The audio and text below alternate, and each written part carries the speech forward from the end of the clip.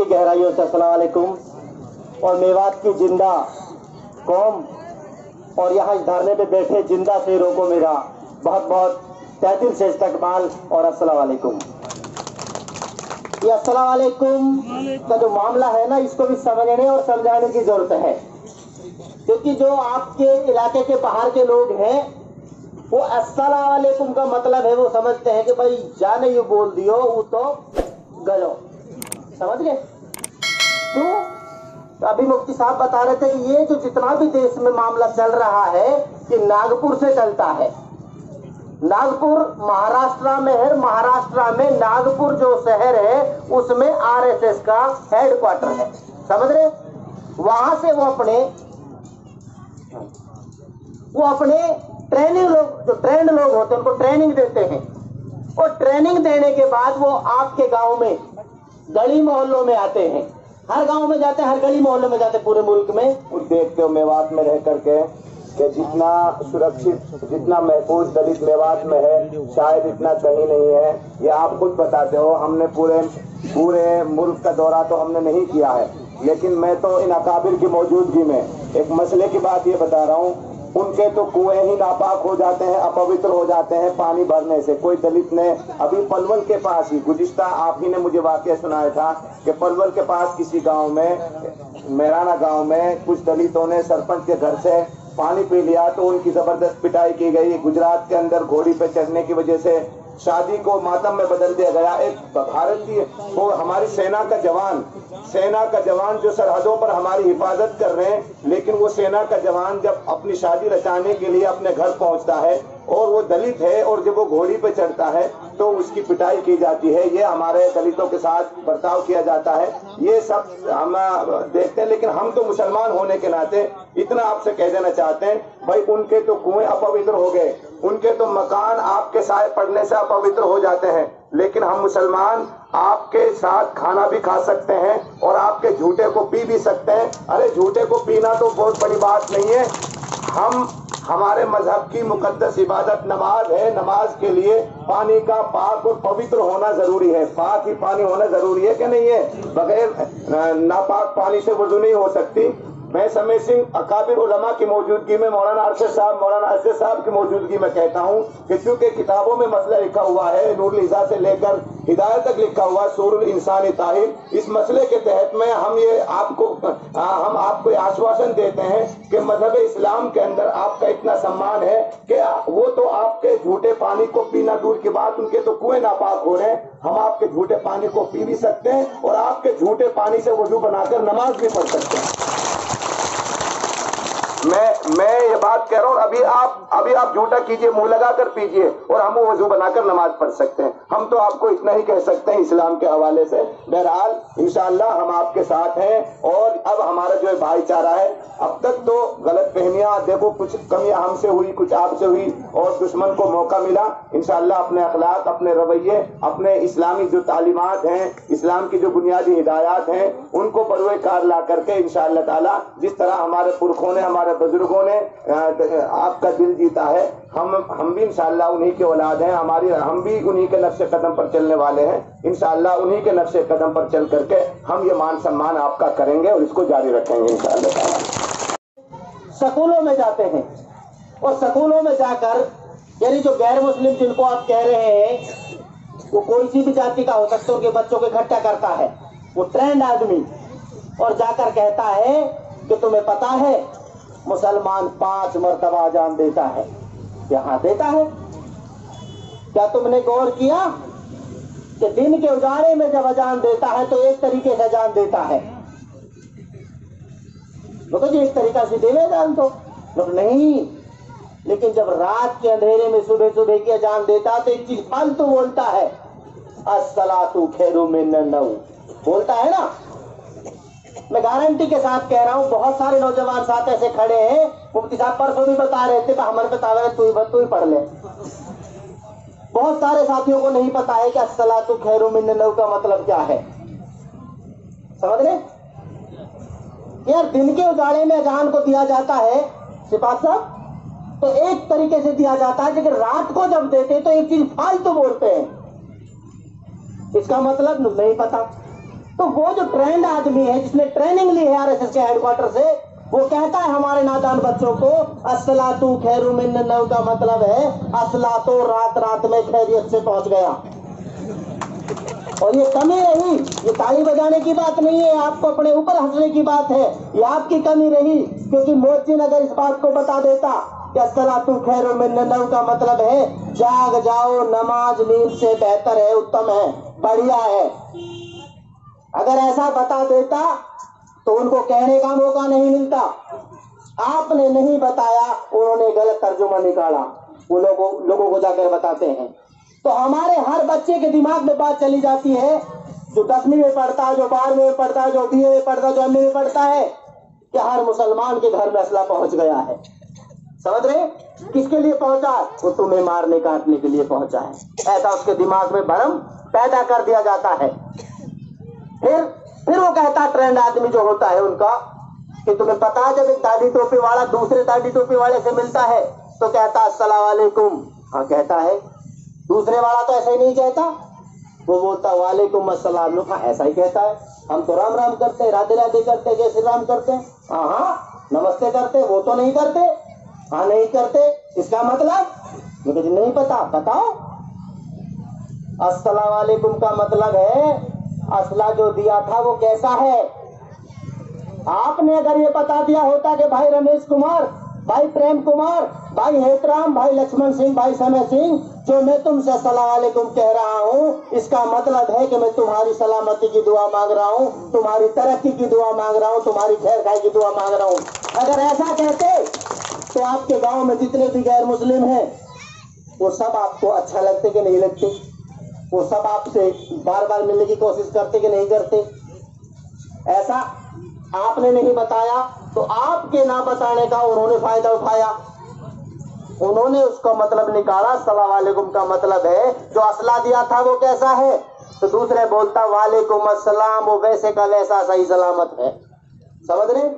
वहां से आपको दुश्मन बनाने का, वहां से आपको दुश्मन निर्धारित करने का जो पीरियड है वो शुरू होता है। और फिर छोटा सा जो आदमी है उसको ये नहीं पता होता है कि मुसलमान ने चाहे उसका बाल का बराबर भी नुकसान नहीं किया हो, लेकिन मुसलमान दुश्मन हो जाता है। समझ रहे? कि नफरत की बजाय वहां से बोल जाती है। इसके बाद अगर आप किसी को दोबारा करें, अमूमन देखा होगा जब आप अस्सलाम वालेकुम करते तो गैर मुस्लिम साथी आपके सलाम का जवाब नहीं देते हैं। कारण है बात का पता ना होना, यही कारण है ना। अगर पढ़े लिखे लोगों को हर बात का थोड़ा अमल हो जाए, पता हो जाए, तो समस्या का समाधान हो जाए। मेरी जो ससुराल है पलवल के पास है, मेरा ससुर फौजी है, साला भी फौजी है, तो मेरी घरवाली अपने गांव गई। मैं जेन्युइन बात बता रहा हूँ। 5 साल का मेरा बेटा था छोटा, वो बीमार हो गया, उसको डॉक्टर के लेकर गया धपीर गांव में, समझे साहब। तो डॉक्टर ने जैसे ही इंजेक्शन भरा, मेरे छोरा कहने लगा अल्लाह मार दो, अल्लाह मार दो, अल्लाह मार दो। समझ रहे? अब भाई घरवाली सोनी हेमलता, ससुर मेरा किरसन फौजी, अब डॉक्टर वो यादराम, मेरा किरसन फौजी, यू कहा कह रहा है? समझ रहे हो? तो मेवात का बच्चा था तो यही बोलता है। तो उस दुकान में कौतूहल का मामला हो गया कि यू हम लोग कहा है सोनी हेमलता का लड़का, किरसन फौजी का देवता नवासा, और बोल कहा रहे हो लोग मेवात इतना हम है। समझ रहे आप? तो बताड़ी सारे यार तो शहजाद बरदी कहते हैं। समझ रहे? मौलाना शहजाद साहब की बात हमें सुपने में भी याद आ रही, कल परसों में रात कह रहा बहुत ताड़ी। तो हजरत सच बता रहा हूँ आपको, बहुत सारी चीजों को समझने की और समझाने की जरूरत है। अभी फौजी साहब नैदा वाले बता कर गए थे, इस मुल्क की आजादी में जितना हिस्सा जिनको आप गैर मुस्लिम कह रहे हो उनका है, उससे कहीं बढ़कर आपका हिस्सा है। क्यों है? क्योंकि आप इस मुल्क में बाई चांस नहीं है, बाई चॉइस है। आपके पुरखों ने इस मुल्क में रहना पसंद किया, मुल्क को छोड़कर जाना पसंद नहीं किया, इसलिए आप भारत में रहते हैं। लेकिन आपका और समय सिंह का, आपका रतिराम का, आपका हेतराम का साथ बैठना उन नागपुरी संतरों को अच्छा नहीं लग रहा है, क्योंकि उनका जो मकसद है वो इस मुल्क में मनुस्मृति को लागू करना है। वो मनुस्मृति नाम का जो कानून, जिसको वो कहते हैं कि मनु महाराज ने लिखा, ऊपर से आई आसमानी किताब आई, नकल करने में वो लोग बहुत तेज है, आपसे बहुत ज्यादा तेज है। क्योंकि जैसे मुसलमान पूरी दुनिया में कहता है ना कि कुरान आसमानी किताब है, ऊपर से आई, ऐसा कहता है ना मुसलमान। अब मुसलमान इतना कह के चुप हो जाता है, आगे की बात नहीं बताता। समझ रहे? अगर मुसलमान ये भी गेल गेल बता देता, साथ साथ बता देता कि हजरत जिब्रील अल्लाह ताला का पैगाम लेकर आते थे, वहां से आकर मोहम्मद साहब को बताते थे, तब जाकर कुरान को लिखा जाता था, तो एक बात समझ में आ जाती है हर किसी के।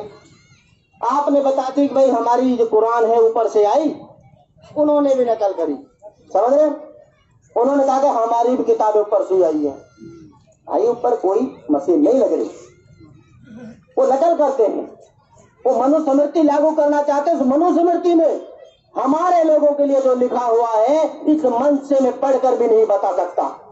इसलिए उस मनुस्मृति को डॉक्टर बाबा साहब भीमराव अम्बेडकर, जिनकी तस्वीर यहाँ लग रही है, उसने 1927 में जलाया। 25 दिसंबर 1927 को डॉक्टर बाबा साहब अम्बेडकर ने मनुस्मृति नाम की किताब को जलाया और हमें उसके बंधनों से आजाद किया। ये जो मुल्क है, ये सेकुलर राष्ट्र है, लेकिन इस सेकुलर राष्ट्र पर जो लोग गंदी निगाहें, गंदी नजरें डालकर बैठे हैं, कहीं ना कहीं आपकी बहुत बड़ी कमी है। कि भारत का 99.99% मुसलमान सुबह से शाम तक अगर मुल्क का नाम लेता है तो हिंदुस्तान ही बोलता है। मैं कह रहा हूं इस देश से कि ये मुल्क हिंदुस्तान नहीं है, ये मुल्क इंडिया है, ये मुल्क भारत है। हमारे देश के संविधान में 395 आर्टिकल हैं, जिनमें से पहले नंबर का जो आर्टिकल, जिसको कानून कहते हैं, वह है इस मुल्क का नाम। बाबा साहब डॉक्टर भीमराव अम्बेडकर ने जब संविधान को लिखा तो उनको पता था कि अगर मैंने इस मुल्क के नाम का अगर अभी से अनुवाद नहीं किया तो आगे चलकर ये बदमाशी करेंगे। इसलिए उन्होंने पहले ही आर्टिकल में लिखा, इंडिया दैट इज भारत। मतलब कि या तो ये मुल्क इंडिया होगा या भारत होगा, हिंदुस्तान नहीं होगा। लेकिन आप लोग सुबह से शाम तक हिंदुस्तान ही तो आरएसएस वाले बनाना चाहते हैं। इस बात को, इस मुल्क को वो लोग हिंदुस्तान बनाना चाहते हैं, आप लोग उनका सहयोग कर रहे हो, 50% सहयोग कर रहे हो। मैं तो इस मजमे से अपील करता हूं कि ये संविधान के विरोध की बात है। संविधान हमारे मुल्क का है, हमें मानना भी होगा। इस्लाम में तो स्पष्ट कहा गया है, आप लोगों को उलेमा बताते हैं कि आप जिस मुल्क में रहते हैं उसके कानून को मानो, कहते हैं ना। तो आज से ही आप अपने जुबान पे पाबंदी लगा लो कि इस मुल्क को सिर्फ इंडिया बोलेंगे या भारत बोलेंगे, हिंदुस्तान नहीं बोलेंगे। ये संविधान के विरोध की बात है। हमें इसको इंडिया बनाना है, भारत बनाना है। कैसा बनाना है? जैसे हमारे पुरखों ने तय किया था कि जिसको जो अच्छा लगे उसको माने, जिसको जो अच्छा लगे उसको माने। धार्मिक पाबंदी नहीं है मुल्क में, धार्मिक पाबंदी नहीं है। आपके चुप रहने का वो लोग फायदा उठाते हैं। अभी एक लोकतांत्रिक देश में, एक सेकुलर मुल्क में 26 जनवरी के दिन अगर वो धार्मिक परेड निकालते हैं, धार्मिक मंदिर की परेड निकालते हैं, ये सेकुलर मुल्क पर धब्बा है। अगर आप राम मंदिर की झांकी निकालते तो मुसलमानों को भी कहो आपका जो भी धार्मिक चिन्ह है उसकी भी झांकी निकालो। सरदारों को भी कहो आप स्वर्ण मंदिर की झांकी निकालो। ईसाइयों को भी कहो कि आप फलां जो भी आप मानते हो उसकी झांकी निकालो, तो होती है बराबरी। समझ रहे आप? वैसे ही ताली बजाने से कोई बराबर नहीं हो जाता है, बराबरी देने से होती है। क्योंकि इस मुल्क को जिन लोगों ने कभी अपना मुल्क समझा ही नहीं, कभी अपने जो ऑफिस है उन पे तिरंगे को लगाया ही नहीं। ये तो हमारे जो बहुत बड़े लेवल पे जो संगठन चल रहा, वाम से भारत मुक्ति मोर्चा, बहुजन क्रांति मोर्चा, उन्होंने गांव गांव जाकर लोगों को समझाया कि आरएसएस सही मायने में चाहता क्या है। आरएसएस अगर आज अर्श पर है, वो हमारे लोगों की ताकत की वजह से है। अर्श पर, यानी आसमान में है। उसमें एससी के लोग हिंदू के नाम पर जुड़े हुए हैं, एसटी के लोग हिंदू के नाम पर जुड़े हुए हैं, ओबीसी के लोग हिंदू के नाम पर जुड़े हुए हैं। समझ रहे आप? हम हमारे लोगों को समझाने का प्रयास कर रहे हैं। हम गारंटी के साथ कह रहे हैं कि वो अर्श पर है, आने वाले 2-3 साल में वो फर्श पे नजर आएंगे। ये गारंटी शुदा बात है। हमारे लोग समझने लग गए हैं कि ये सिर्फ हमें हिंदू अपने मफाद के लिए बनाते, अपने फायदे के लिए बनाते हैं। कभी आरएसएस ने इस बात के लिए कोई आंदोलन किया हो कि भाई अली अछूतों को, जिनको आप दलित कहते हो, पानी नहीं पीने दिया जाता? आज भी बहुत सारी ऐसी जगह है, सार्वजनिक कुओं से पानी नहीं पीने दिया जाता, कोई आंदोलन नहीं चलाया। अभी मनीषा का कांड हुआ, उत्तर प्रदेश में हुआ ना, एक मनीषा नाम की लड़की का जो बलात्कार हुआ, उसको जला दिया गया, रात में ही कांड हुआ कि नहीं हुआ? तमाम देश के लोग हाथरस कांड पर हा हल्ला किया। आरएसएस का एक भी आदमी बोला कभी? हमारे लोगों को ये बात समझ में आ रही है कि जब हमारी बहन बेटियों पर बात आती है नहीं बोला जाता, लेकिन जब अपनी पे आती है तो हिंदू के नाम की चादर हमारे लोगों को ऊपर उड़ाया जाता है। मैं संवैधानिक बात बता रहा हूं, मैं एससी का आदमी हूं। एससी को अगर डिफाइन करेंगे आप, उसका मतलब है शेड्यूल कास्ट, हिंदी में कहा जाता अनुसूचित जाति, और उसमें 1000 से ज्यादा जातियां हैं। अनुसूचित जाति के लोगों के लिए डॉक्टर बाबा साहब भीमराव अंबेडकर ने हिंदू नहीं लिखा। समझ रहे आप? हम लोग एससी के लोग हैं, हमारे ही लोग एसटी के लोग हैं, यानी जिनको कहा जाता शेड्यूल ट्राइब, कबायली जो लोग हैं, अनुसूचित जनजाति, उनके लिए हिंदू नहीं लिखा। बाबा साहब ने लगभग 3700 जातियों को ओबीसी के खाने में रखा, अदर बैकवर्ड क्लास हिंदू के खाने में नहीं रखा। अब आप समझ जाओ कि जो लोग एससी नहीं है, जो लोग एसटी नहीं है, जो लोग ओबीसी नहीं है, जो लोग माइनॉरिटी नहीं है, यानी आप माइनॉरिटी में है, वो हिंदू नहीं है। कितनी बड़ी बात है। संविधान की बात बता रहा हूं मैं, कोई काल्पनिक बात नहीं बता रहा हूं, समझने की जरूरत है। SC ST OBC converted minority के लोग भारत के मूल निवासी लोग हैं, यदा कदा सदा से यहीं के रहने वाले लोग हैं, और इन लोगों को ये पता है, इनको मालूम है कि जो एससी एसटी ओबीसी का आदमी नहीं है वो भारत का मूल निवासी नहीं है। उनको मालूम है, वो यहूदी नस्ल के लोग हैं, उनको ये पता है कि ये सारे लोग आपस में खून के भाई हैं, एक खानदान एक कुनबे के आदमी है, इनको आपस में लड़ाते रहेंगे, राज करते रहेंगे। वो लगातार हमें आपस में लड़ाते रहते हैं, राज करते रहते हैं, और उसी लड़ाने की बदनीयती से ये इलाका जो है भारत में सबसे ज्यादा भाईचारे का प्रतीक इलाका है। मेवात जैसा भाईचारा शायद दुनिया के किसी दूसरे कोने में हो। यहाँ आज भी इतनी सलाहियत है, आज भी इतनी सखावत है कि किसी गरीब बेटी की शादी होनी है, बाप है तो ठीक है, ना है तो ठीक है, उस लड़की की शादी हो जाती है। कभी अंबानी अदानी ने किसी बेटी की शादी की हो, ऐसा किसी अखबार में लेख नहीं आया? कहीं पढ़ा आपने? कहीं अंबानी अदानी ने 100-200 500 लड़कियों का विवाह कर दिया हो, ऐसा कोई लेख पढ़ा? अभी पढ़ा हमने पिछले महीने कि गुजरात का एक मुस्लिम है, उसने हर साल 251 लड़कियों की शादी करता है, अभी भी 251 गैर मुस्लिम लड़कियों की शादी की, और हर लड़की को 10-10 लाख रुपए दी। पढ़ा हमने, सबूत है हमारे पास। है कोई सबूत इनके पास, कक्षधारियों के पास है कोई? मैं आपसे अपील करता हूं कि आपके गांव में जितने भी गैर मुस्लिम लोग हैं, बार बार आपसे मेरी अपील है कि उनके पास जाइए, जाकर उनको समझाइए कि हम आपके खून के भाई हैं, हम आपके खून के भाई हैं, और दुश्मन हमें लड़ा रहा है। अगर आप इतनी सी बात समझाने में उसको कामयाब हो गए तो बड़ी जंग होगी। और नहीं समझा पाते कोई बात नहीं, आप हमारा नंबर ले जाइए, आप हमें बुलाइए, हम आएंगे, हम हमारे भाइयों को समझाएंगे, और वो समझ गए तो मैं यकीन के साथ कह रहा हूं कि ये जो लड़ाई है ना, ये आप चुटकियों में जीत लोगे। क्यों? क्योंकि यहाँ पे हजारों लोगों का मजमा है, लेकिन गैर मुस्लिम साथी कितने हैं? समझ रहे है ना? प्रश्न चिन्ह है साहब। इसलिए आपसे अपील है कि अगर उनसे कहो, दिल खोल के कहो, भाई समझते हो, भाई समझते हो, भाइयों के साथ आ जाओ, नहीं समझते हो तो वक्त आने पे हम भी बता देंगे। अभी पंचायत इलेक्शन होना है ना, होना है अभी जल्दी, महीना 2 महीने 4 महीने में, और ऐसी 29 पंचायतें एससी कैटेगरी के लिए रिजर्व है। 28-29 पंचायतें हैं ना, आपके पास वो बार बार जाएंगे, भाई भाई भाई भाई, हाजी जी अस्सलाम वालेकुम, लगातार कहेंगे ना, वो मतलब के लिए आएंगे। आज अगर वो मतलब प्रस्त नहीं है, आज आपके बीच में आकर बैठे तो पता लगता कि भाईचारा है। लेकिन आदमी को नोट करना होगा, समझाना होगा, क्योंकि हमारे अपने हैं। आप लोग समझाने का प्रयास करेंगे। मैं एक बात कहकर अपनी बात खत्म करता हूं। सरकार के लिए है ये बात